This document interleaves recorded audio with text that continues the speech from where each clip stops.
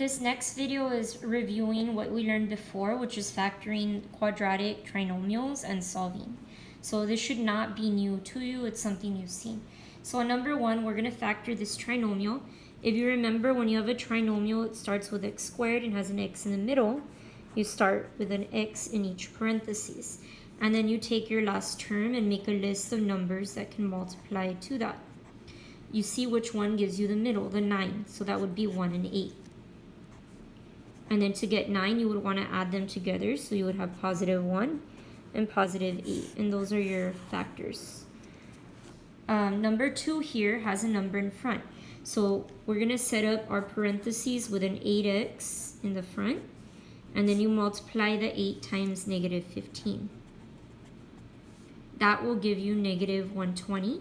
And now I can make a list of numbers that multiply to 120.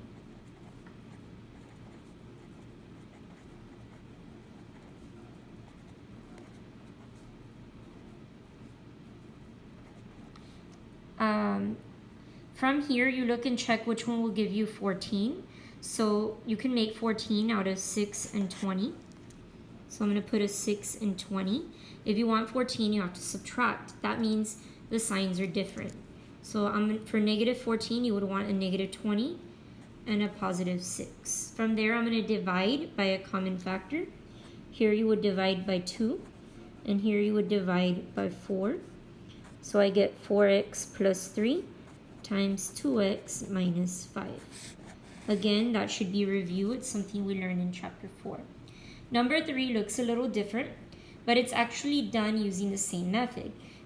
So when I set up my parentheses this time, instead of just putting y and y, to get y to the 4th, you would have to do y squared and y squared. And you'll see that y squared in the middle term here. So same method, it's just now for y to the 4th, you would start with y squared. And then I'm going to make a list of numbers for 55, 1 and 55, 5 and 11.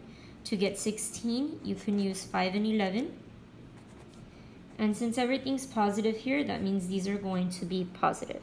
So those would be my factors. Let's try one where we have to solve. So I'm going to factor it so that I can solve. So I'm going to set up my factors starting with 5x. Now I'm going to do 5 times negative 6. That gives me negative 30. And we can make a list of numbers for 30. Now, we want them to combine to give 13.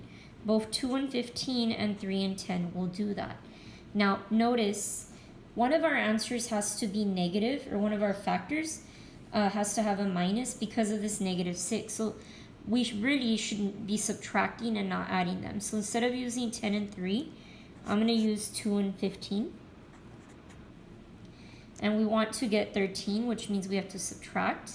So I'm going to make the 15 positive and the 2 negative, because negative 2 plus 15 will give me the 13. And negative 2 times 15 will give me that negative 30.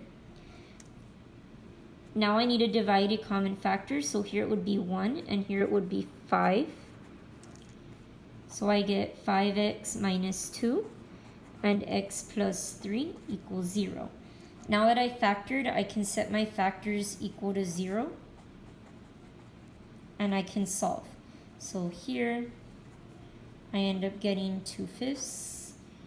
Here, when you move the 3 over, it becomes negative. So x could equal 2/5 or negative 3.